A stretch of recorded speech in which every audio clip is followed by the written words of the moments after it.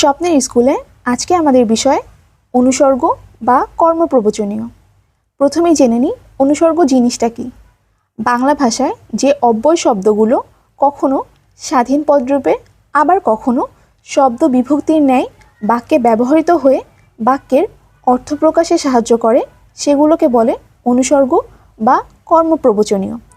সহজভাবে যদি আমরা বলি তাহলে যে অব্যয় শব্দ শব্দের পরে বসে বাক্যের অর্থ সম্পূর্ণ করতে সাহায্য করে তাকেই অনুসর্গ বলে। উদাহরণ হিসেবে বলা যেতে পারে, সে কাজ ছাড়া কিছুই বোঝে না। এখানে ছাড়া এই শব্দটি অনুসর্গ, কারণ এটি কাজ শব্দের পরে বসে বাক্যের অর্থ প্রকাশ করেছে। আরেকটি উদাহরণ, কোন পর্যন্ত পড়েছ। এখানে পর্যন্ত বাক্যটিতে একটি অনুসর্গ। অনুসর্গ কোথায় বসে এটি খুবই গুরুত্বপূর্ণ একটি বিষয়। অনুসর্গ সবসময় শব্দের পরে বসে, তবে এটি দুইভাবে বসতে পারে। কখনো কখনো প্রাতিপদিকের পরে বসে, আবার কখনো কে বা র বিভক্তিযুক্ত শব্দের পরে বসে।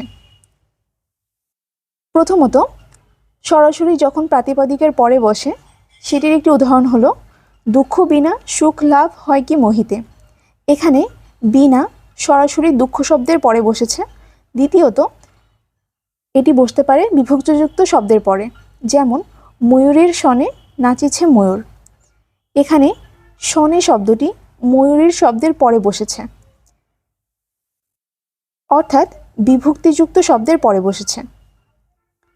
আরও কিছু উদাহরণ আছে, যেমন তোমাকে দিয়ে আমার চলবে না। এখানে দিয়ে শব্দটি তোমাকে এর পরে বসেছে। একইভাবে আরেকটি উদাহরণও আছে, তোমাকে দিয়ে এ কাজ অসম্ভব। এখানে বিভক্তিযুক্ত শব্দের পরে বসেছে অনুসর্গ। আবার সে পরীক্ষার জন্য পড়ছে। এখানে পরীক্ষার পরে বসেছে জন্য, যেটি একটি অনুসর্গ।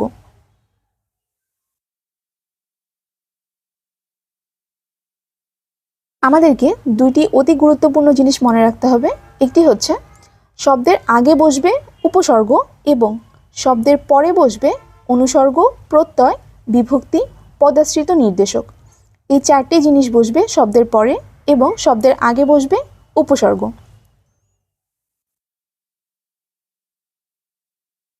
বাংলা ভাষায় অনেক অনুসর্গ আছে, যেমন অধিক, অবধি, অপেক্ষা, অভিমুখে, ওপর, কর্তৃক, করে, কাছে, কারণে, চেয়ে, ছাড়া, জন্য, তরে, থেকে, দারুণ, দিকে, দ্বারা, দিয়া, দিয়ে, ধরে, নাগাদ, নিচে, নামে, নিকট, পর্যন্ত, পরে, প্রতি, পাশে, পাছে, পিছনে, পানে, পক্ষে, বদলে, বনাম, বরাবর, বাইরে, বাদে, বাবদ, বিনা, বিহনে, বই, ব্যতীত, ভিতর, ভেতর, ভিন্ন, মাঝে, মতো, মধ্যে, লেগে, সঙ্গে, সহ, সম্মুখে, সহকারে, হইতে, হতে,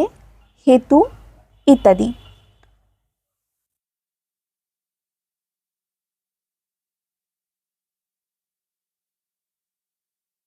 এখন আমরা দেখব অনুসর্গের প্রয়োগ, অর্থাৎ বিভিন্ন অনুসর্গ কি অর্থ প্রকাশ করে সেটা। এখানে বিনা, তুমি বিনা বা বিনে আমার কে আছে। এখানে কর্তৃকারকের সাথে অনুসর্গ ব্যবহৃত হয়েছে। এখানে বিনা অর্থ ছাড়া। এরপরে আছে বিনি, বিনি সুতায় গাঁথা মালা। এখানে করণকারকের সাথে ব্যবহৃত হয়েছে। এখানে বিনি করণকারকের অর্থ প্রকাশ করেছে। এরপরে আছে বিহনে, উদ্যম বিহনে কার পুরে মনোরথ।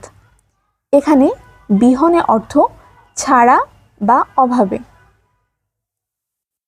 সহ, তিনি পুত্র সহ উপস্থিত হলেন।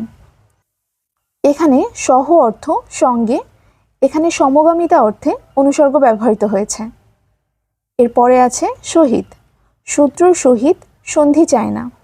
এখানে সহিত অর্থ সঙ্গে বা সমসূত্রে।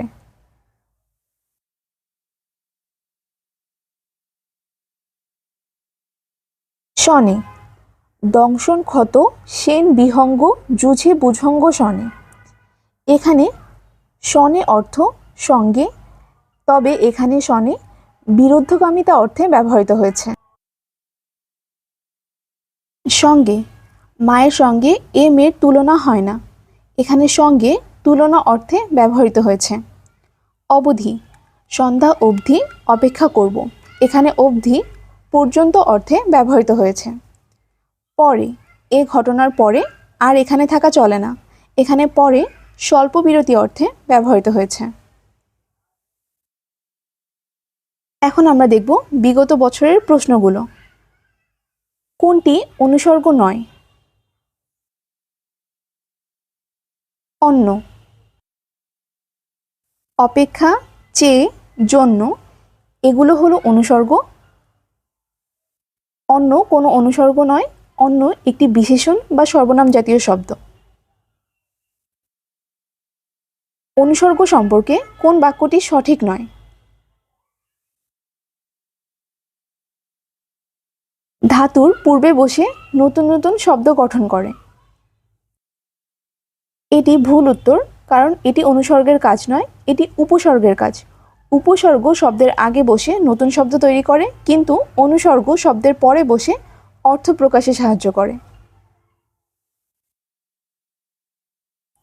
তোমার কাছে সুখ চেয়ে পেলাম শুধু বঞ্চনা বাক্যে অনুসর্গ কোনটি?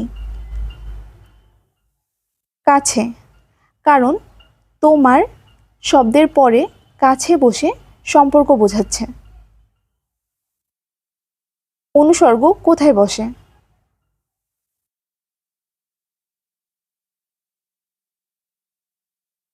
শব্দের পরে।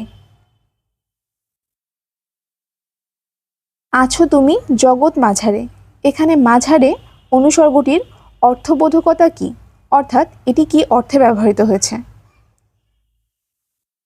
ব্যাপ্তি, অর্থাৎ এখানে মাঝারে অর্থ সর্বত্র বা পুরো জগৎ জুড়ে থাকার ভাব প্রকাশ করেছে। এ জন্মের তরে বিদায় নিলাম, এখানে তরে অনুসর্গটি কি অর্থে ব্যবহৃত? মতো। অনুসর্গের আর কি নাম রয়েছে? কর্মপ্রবচনীয় শব্দ। আমরা জানি অনুসর্গের আরেকটি নাম কর্মপ্রবচনীয় শব্দ। কেবল তোমার জন্যই আমার এই দুর্ভোগ, এখানে কেবল হচ্ছে অনুসর্গ।